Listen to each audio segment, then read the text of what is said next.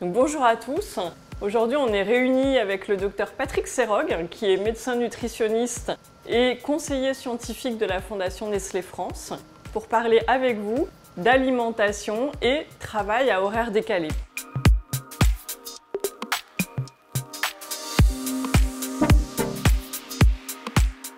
Patrick, est-ce que tu peux nous donner les solutions pratiques à mettre en place pour maintenir sa bonne santé générale, même quand on travaille en horaire décalé? Il y a en fait quelques mesures très simples. La première, c'est faire de vrais repas. Alors qu'est-ce que c'est qu'un repas?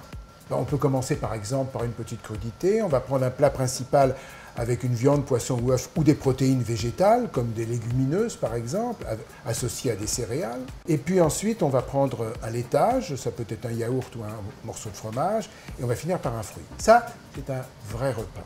Alors, le deuxième principe, c'est de garder son rythme. Alors, qu'est-ce que ça veut dire? Si on est habitué à faire 3 repas par jour, il faut le conserver. Si on n'en fait que 2, on conserve également ces 2 repas. Troisième règle, c'est de s'hydrater.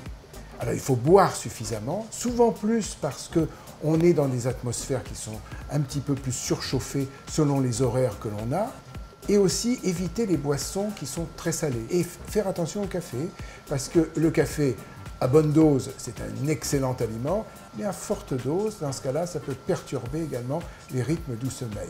Enfin, c'est de faire un peu d'exercice physique. Il faut sortir un petit peu, marcher 30 minutes par jour. Avec toutes ces conditions, eh bien, on peut effectivement préserver sa santé. D'accord, donc si je résume, en fait, il y a 4 astuces. Préserver en fait de vrais repas, garder son rythme habituel de repas. La troisième, c'est de s'hydrater.